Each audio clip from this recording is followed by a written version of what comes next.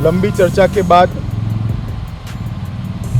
ये तय हुआ है कि भारतीय जनता पार्टी 17 सीटों पर चुनाव लड़ेगी, जदयू 17 सीटों पर चुनाव लड़ेगी और लोक जनशक्ति पार्टी 6 लोकसभा सीटों पर बिहार में चुनाव लड़ेगी।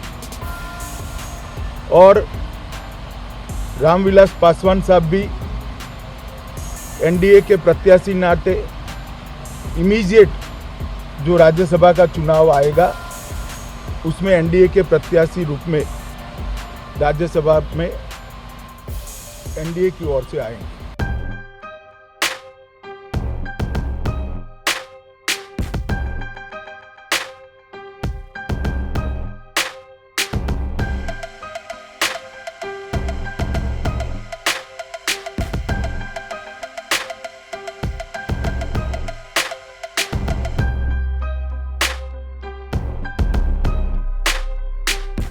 तीनों पार्टियों को भरोसा है कि 2019 के चुनाव में 14 से भी ज़्यादा सीटें बिहार में एनडीए का गठबंधन जीतेगा और फिर से एक बार केंद्र में मोदी जी के नेतृत्व में एनडीए की सरकार बनेगी।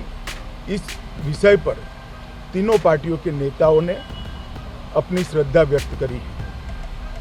आने वाले दिनों में कौन सीट कौन पार्टी लड़ेगी इस पर भी हम बैठकर चर्चा करेंगे।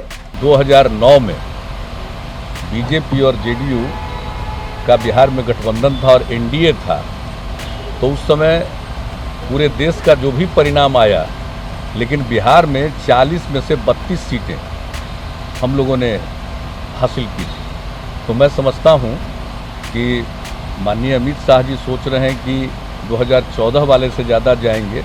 मैं तो कहता हूं कि 2009 वाले से भी ज़्यादा सीटों पर जीतेंगे और पूरी मजबूती के साथ जीतेंगे और हम सब लोग मिलकर इसके लिए सशक्त अभियान चलाएंगे।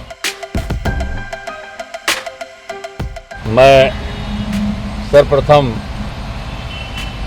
भारतीय जनता पार्टी के राष्ट्रीय अध्यक्ष अमित शाह जी को, हमारे साथी और भाई नीतीश जी को, और अभी नहीं हैं लेकिन अरुण जेटली साहब को भी बहुत बहुत धन्यवाद देना चाहता हूं। और एनडीए जो है 5 साल से हम लोगों ने इस पौधा को सींचा है नरेंद्र मोदी जी के नेतृत्व में, और अगला जो चुनाव आएगा एनडीए की फिर से सरकार बनेगी।